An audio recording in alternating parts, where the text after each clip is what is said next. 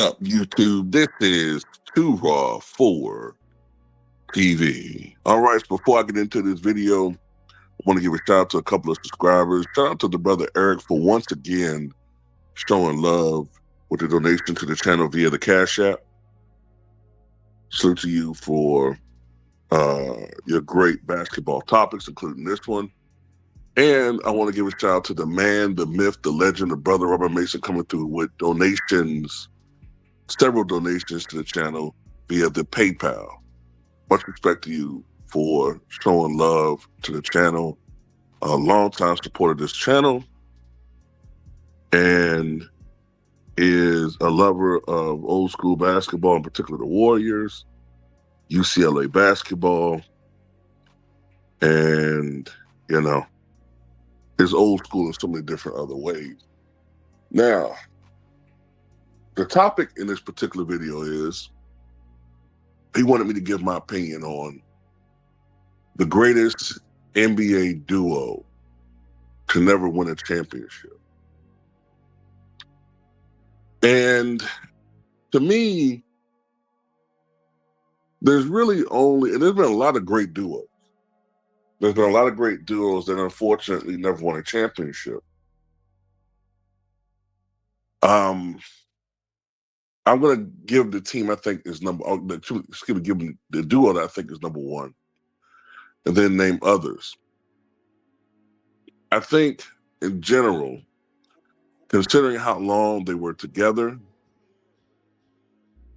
and considering how both are so significant in the history of the league when it comes to their accomplishments, records, how long those teams were relevant, I had to go with Stockton and Malone. Karl Malone and John Stockton. Stockton was drafted in 1984 by the Utah Jazz, the same draft that had Michael Jordan, Akeem Olajuwon, Charles Barkley.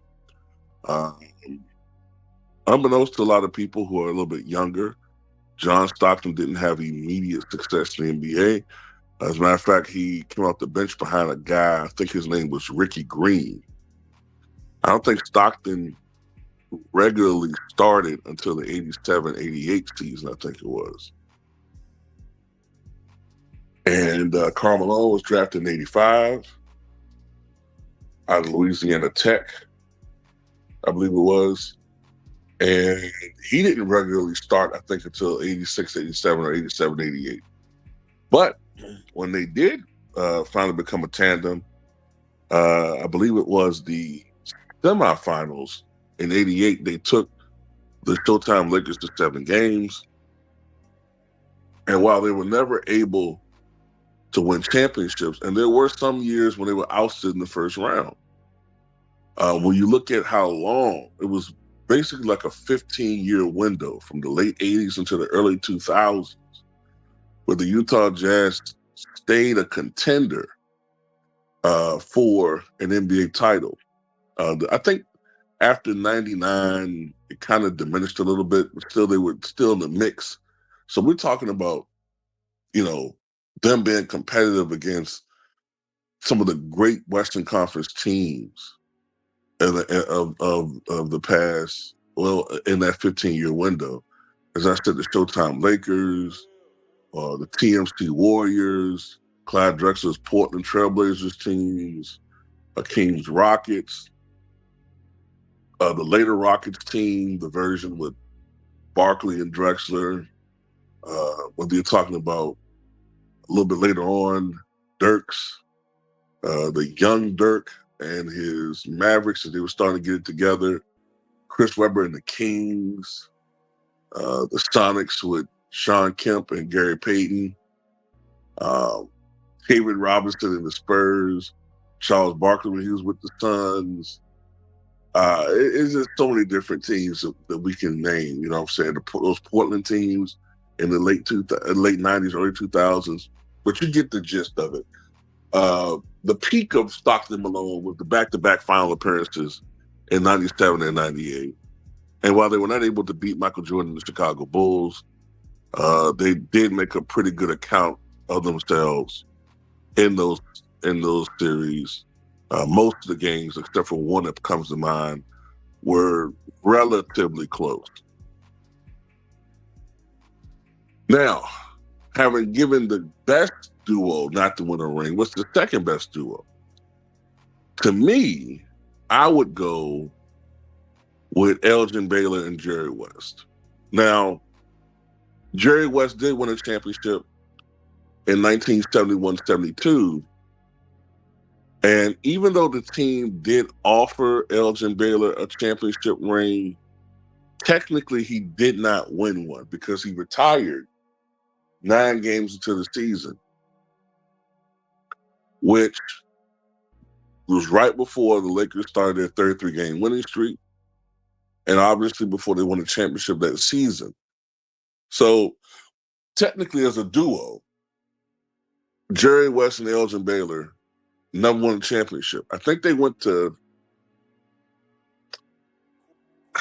I want to say they went to 6 NBA finals, though. Let me scratch that. They went to 7 NBA finals together. 7. They went to 7 NBA finals together, and they lost all 7 NBA finals. And I believe all 7 were lost to the Boston Celtics, which goes to show you how talented those Boston Celtics and how great a coach Red Auerbach truly was. But what are there some other great all-time duos that didn't win a championship? Well, yeah, there's some. I think when you put other great duos up there, I think you could argue that Gary Payton and Sean Kemp should be up there. I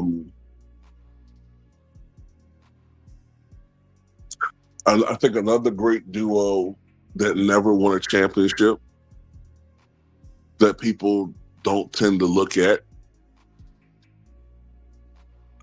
would be, well, I don't know if you would call it a duo, but maybe more of a trio. But Chris Webber, not Chris Webber, excuse me, Tim Hardaway, Chris Mullin, and Mitch Richmond. Now, Mitch left after a couple seasons, but that duo/trio was incredible. And of course, even though they were a force to be reckoned with, they were never able to really make a lot of noise, I think, outside the first and second round of the playoffs. I think another duo that you have to put up there would be Russell Westbrook and Kevin Durant. That's another duo that didn't win a championship. And I'm going to have to say, if they failed to win a championship due to all the media hype that they get, if Luka Doncic and LeBron James will win a championship, it's a failure. Now, they would have not been together very long. And of course, LeBron James is 40 years old. But the way the media goes back and forth about how great he is at his age, then does it still matter? So if they fail to even get anything close to a finals, I think that's a failure. Now, they wouldn't be at the top of the list, but I think they would be in contention. And, there's some other duos. I would say also Steve Nash and Amari Stoudemire. Steve Nash and Amari Stoudemire are amongst the best duos in the history of the NBA, considering how long they were together, not to win an NBA championship. And but anyway, I don't want to make this video too long. There's some others, obviously, that you can think of. Perhaps you could even throw in there, even though they were riddled with injuries, with particular one player, Akeem Olajuwon, as he was known then, and Ralph Sampson.